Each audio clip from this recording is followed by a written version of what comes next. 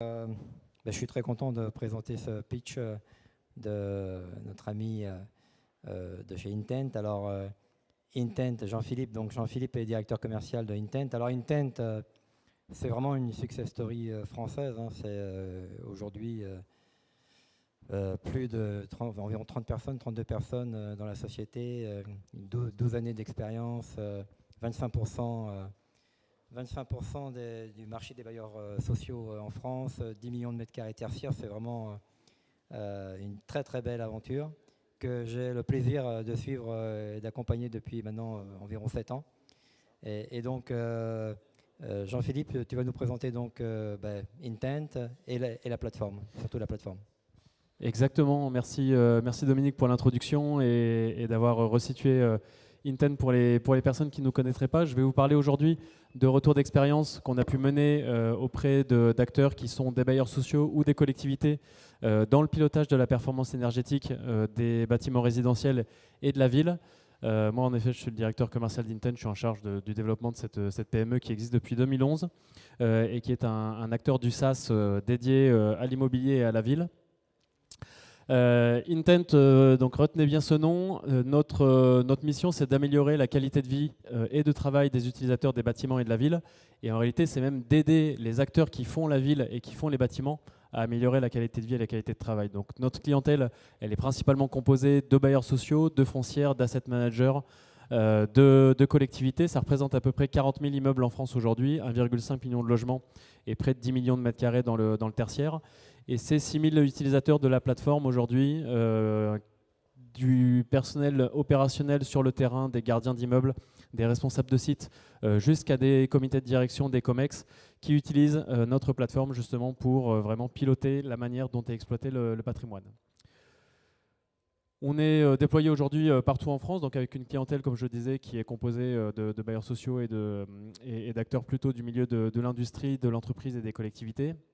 Une soixantaine de grands comptes, et qui utilisent notre plateforme SaaS pour piloter à 360 degrés l'exploitation et l'utilisation de leur patrimoine immobilier, qu'ils le détiennent ou juste qu'ils le louent d'ailleurs, hein, ils ne sont pas obligés d'être propriétaires de leur bâtiment, sur donc du coup des cas d'usage qui vont toucher aussi bien à la relation aux occupants et la manière dont les utilisateurs vont exploiter et profiter du bâtiment, à l'entretien des sites et à la relation avec les fournisseurs, donc la manière dont les entreprises interagissent avec toutes les entreprises qui interviennent dans la maintenance des ascenseurs, du chauffage, de la VMC, de la robinetterie, etc.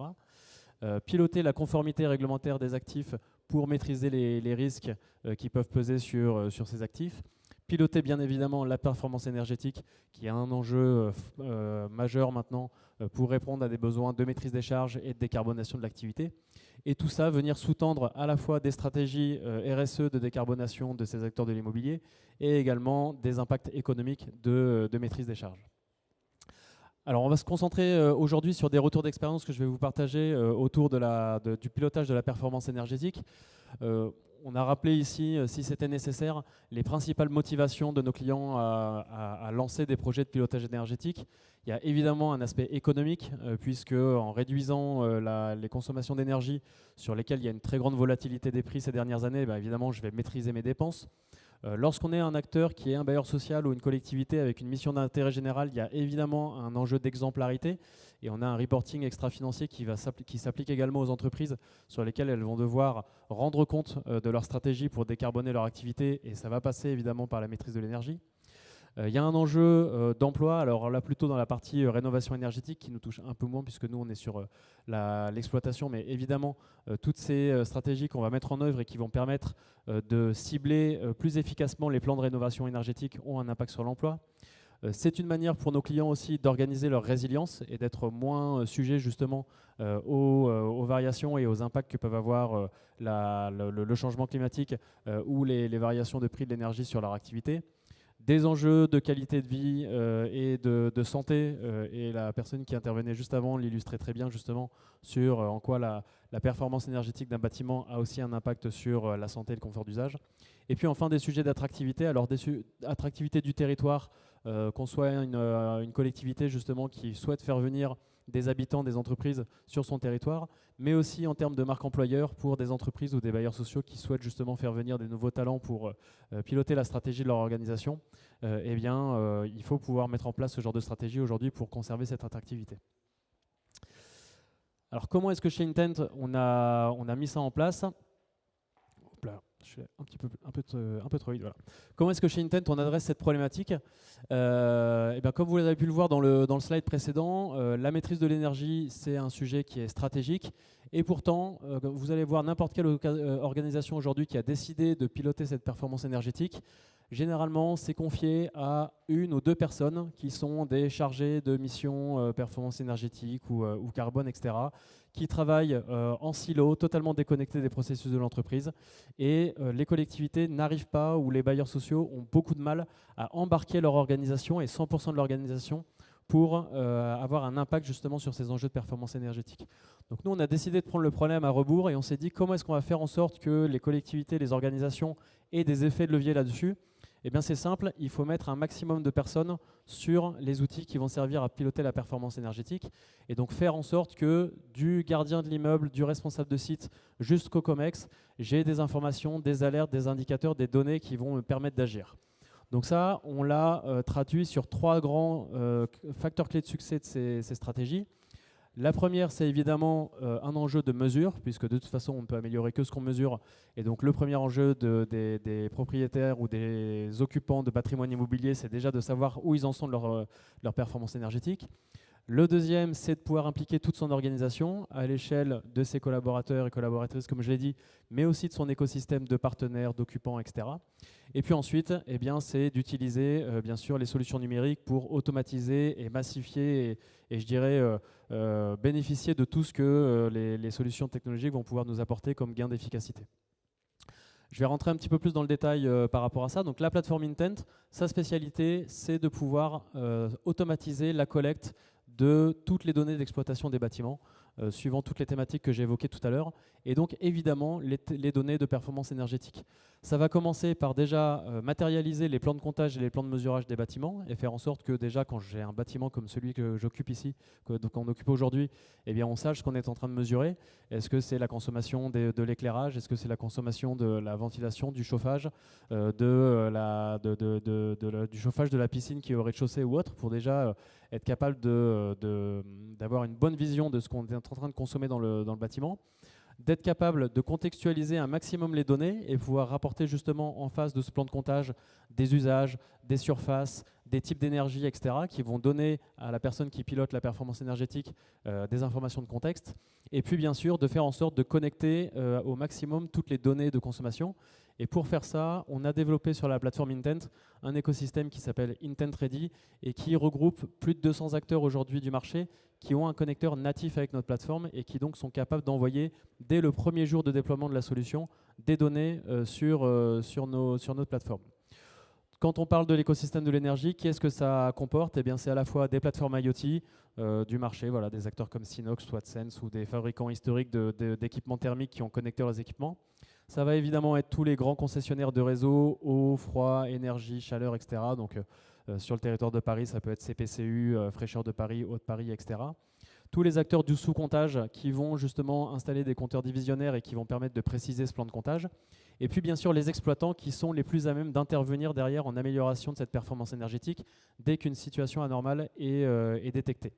Donc un client qui déploie Intent sur son patrimoine, automatiquement il va pouvoir collecter l'intégralité des données de ces acteurs et les mettre à disposition de 100% de ses utilisateurs sur une seule plateforme ergonomique, intuitive et vraiment orientée sur les cas d'usage du quotidien.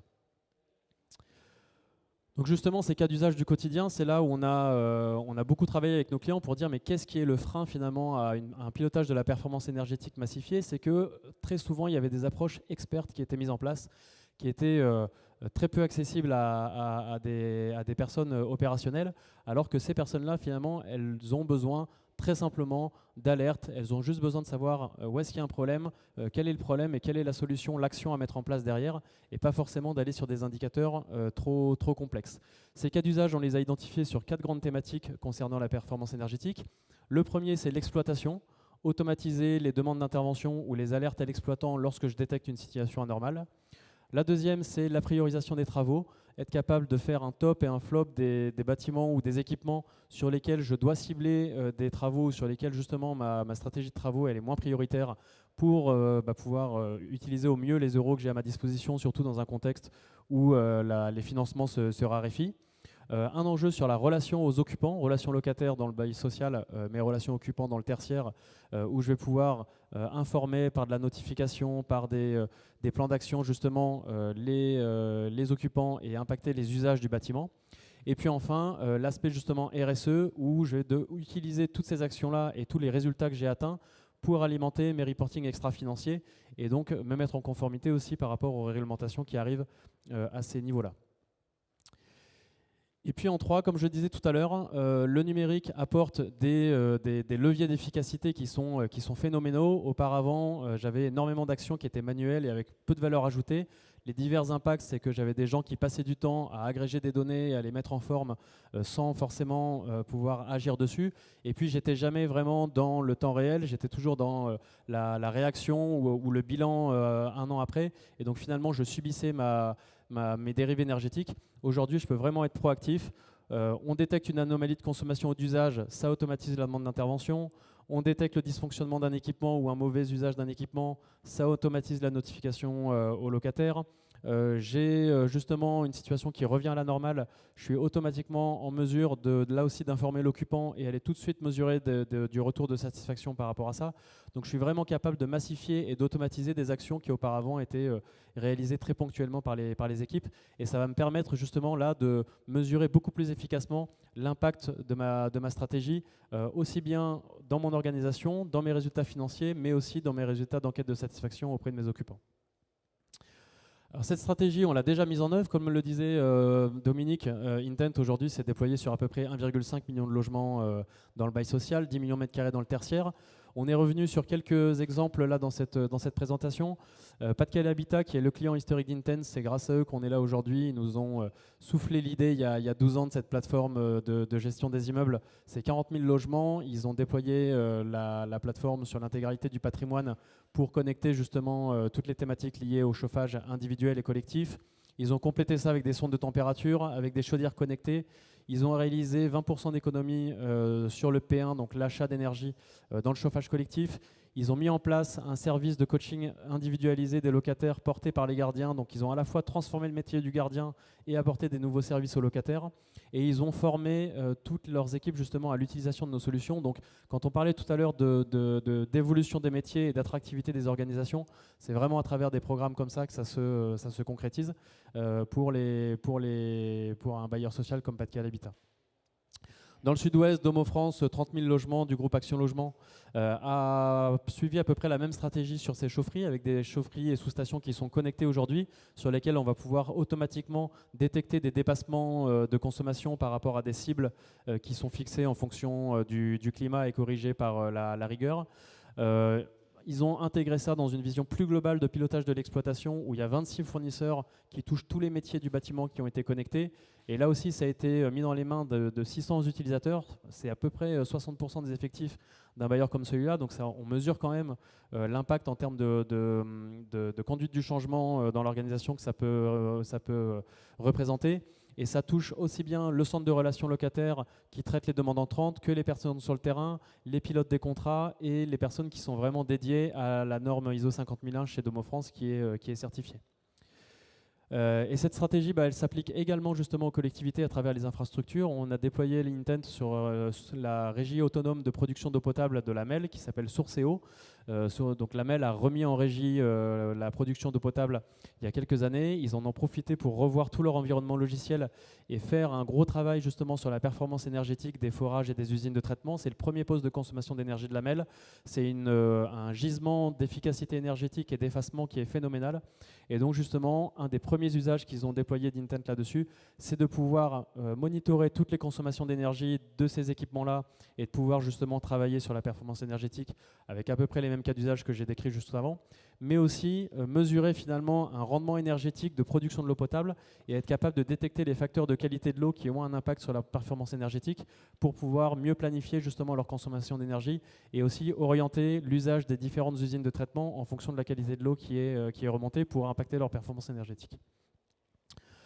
Voilà, j'espère que ça vous a convaincu du bien fondé de ces approches plateformes pour piloter la performance énergétique. Vous voyez qu'il y a plein d'applications qui sont possibles. Et puis maintenant, j'aurai le plaisir de prendre quelques questions, si vous en avez, pour compléter l'exposé. Alors, merci Jean-Philippe. Question pour Jean-Philippe? Non? Oui, monsieur?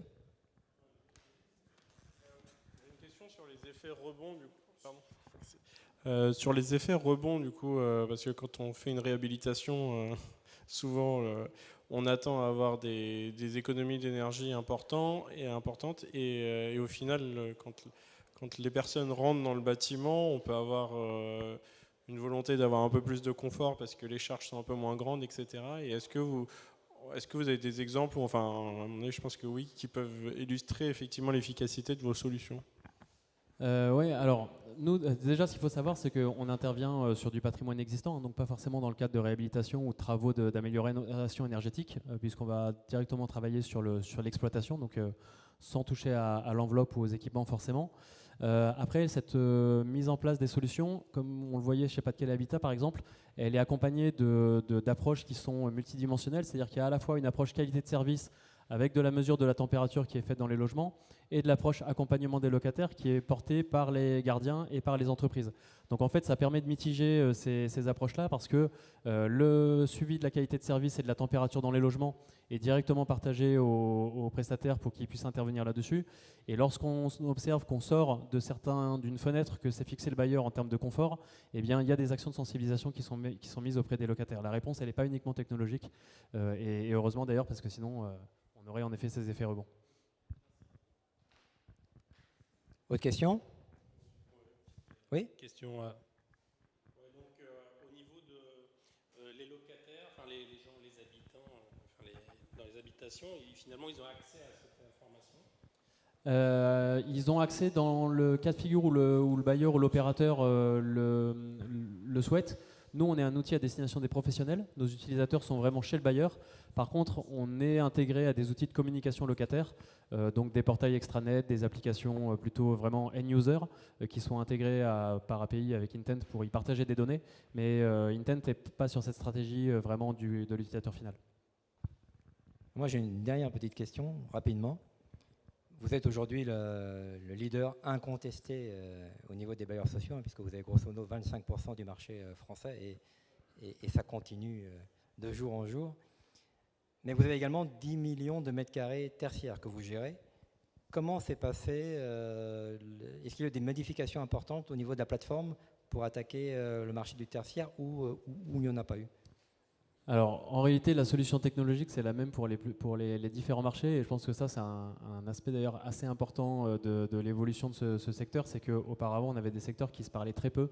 Le HLM, le tertiaire, les collectivités, etc. Et chacun était persuadé que son métier était un peu différent. Quand on a regardé au final les cas d'usage et les réponses qui étaient apportées, c'est globalement les mêmes. Les enjeux sont peut-être pas positionnés au même endroit. L'enjeu de relation locataire est plus fort chez les bailleurs, il est moins fort dans le tertiaire. Mais au final, un bâtiment, ça reste un bâtiment et globalement, ça se pilote à peu près de la même manière. Et donc, je pense que justement, ces secteurs-là, ils ont fort à partager aussi leurs expériences et leur vision. Ça aiderait, je pense, l'industrie à se transformer plus vite. Bah écoute, merci beaucoup Jean-Philippe d'être venu. Merci pour ces explications. Je pense que l'auditoire aura apprécié. Merci à toi. Merci à vous. Très bonne fin de journée.